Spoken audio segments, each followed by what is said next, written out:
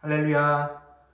사순절 기간에 예수님과 함께 했던 인물들에 관해서 나누면서 은혜를 함께하고 있습니다.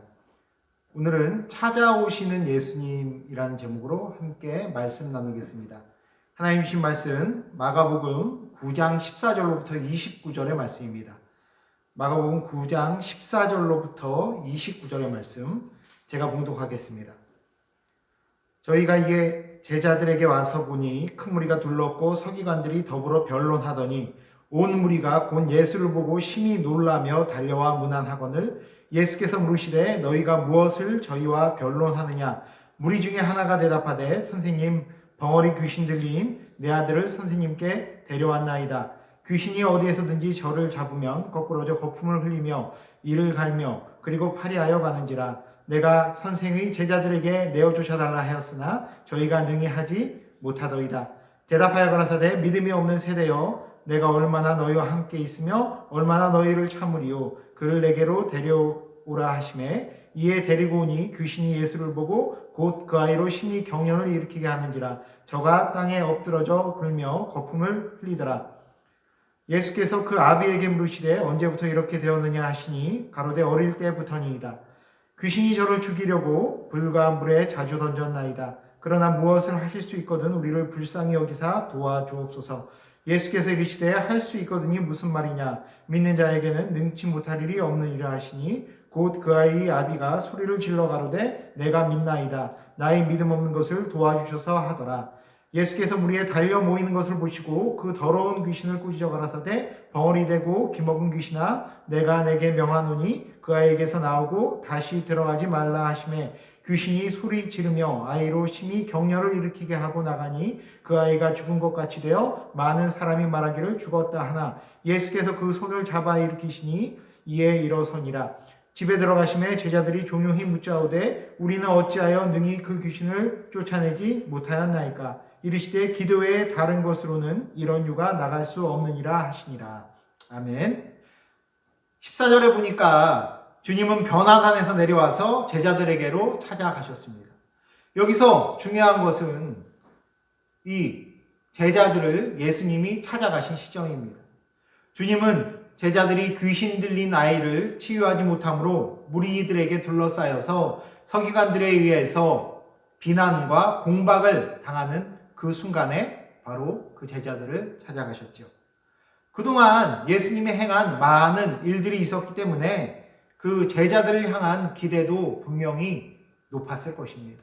그래서 이 귀신 들린 아이를 제자들에게 데려올 때는 분명히 제자들이 이 아이를 고쳐줄 수 있을 것이다 라는 큰 기대감 가운데 데려간 것이었을 겁니다. 근데 이 제자들의 사역 가운데서 이 귀신 들린 아이의 문제가 해결되지 않았습니다. 그때에 이 제자들의 당혹감과 또 거기 모인 많은 군중들의 실망감은 얼마나 큰 것이었을까요? 그리고 예수님과 그 예수님을 따르는 무리가 눈의 가시처럼 여겨졌던 그 서기관들에게는 얼마나 이것이 예수님과 그 제자들을 공격하기에 좋은 기회였겠습니까? 다시 말하면은 예수님은 그 제자들이 가장 힘들어할 때에, 큰 위기 가운데 있었을 때에 그들을 찾아가셨다라는 것입니다.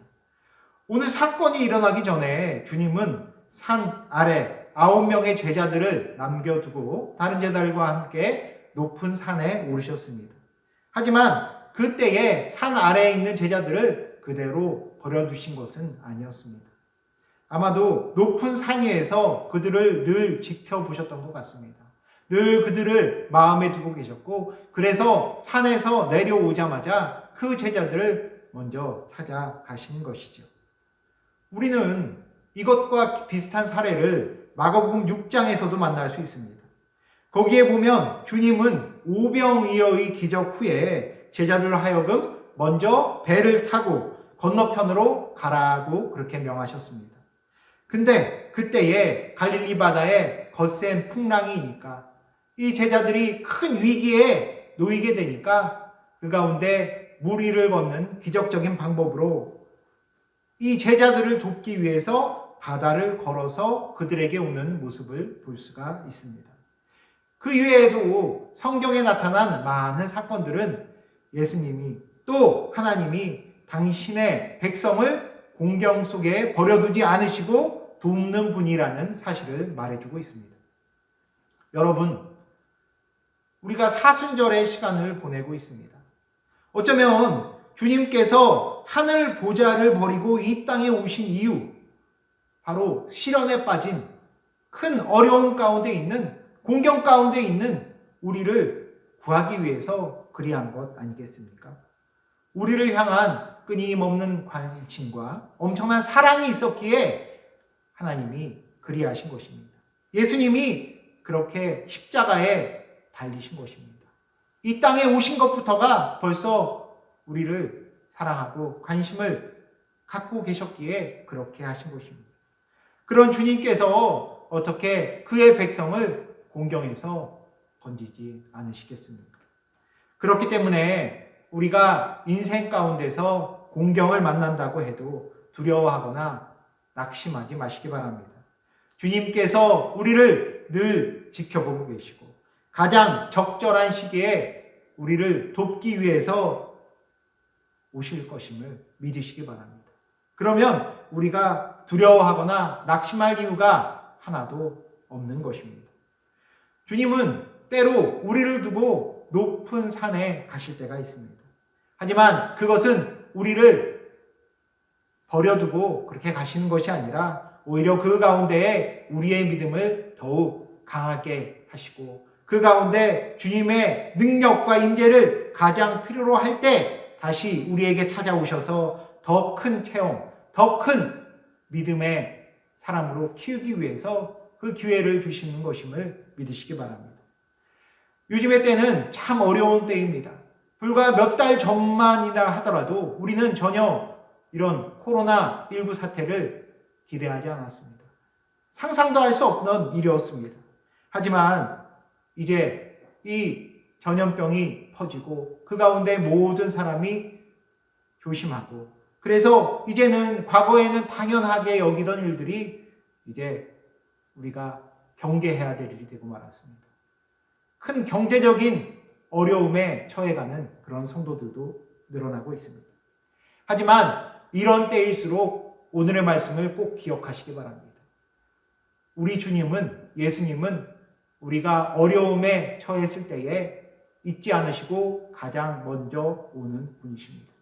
그리고 예수님이 오면 모든 문제는 해결됩니다. 그날을 기대하면서 오늘의 현실은 어렵지만 이 시간을 은혜로 잘 이겨내시면서 주어진 하루의 삶을 아름답게 만들어 가시기를 주님의 이름으로 축원합니다. 기도하겠습니다. 하나님 아버지 감사합니다. 오늘 말씀 가운데 큰 위기에 있는 제자들에게 예수님이 오셔서 그들을 위기 가운데서 건져주는 모습을 보았습니다. 그 이외에도 성경의 많은 부분들에서 예수님은 우리가 예수님을 꼭 필요로 하는 그 순간에 우리의 능력으로 도무지 헤어나올 수 없는 수렁 가운데 있는 그때에 먼저 다가오셔서 찾아오셔서 우리를 건져주시는 그런 모습들을 말씀 가운데서 우리가 다 보았습니다. 그것을 기억하면서 지금의 닥친 현실이 힘들고 어렵더라도 오히려 그때에 더욱더 크게 임할 하나님의 은혜를 기대할 수 있도록 하여 주시고 그 믿음 가운데 역사하여 주시어서 우리의 모든 문제가 하나님의 놀라운 섭리 가운데 해결되고 그 가운데 하나님의 영광을 더욱더 크게 드러내며 우리의 어려움이 믿음 가운데 디딤돌이 될 수 있도록 주여 도와 주시옵소서. 감사드리며 우리 주 예수 그리스도의 이름으로 기도합니다. 아멘.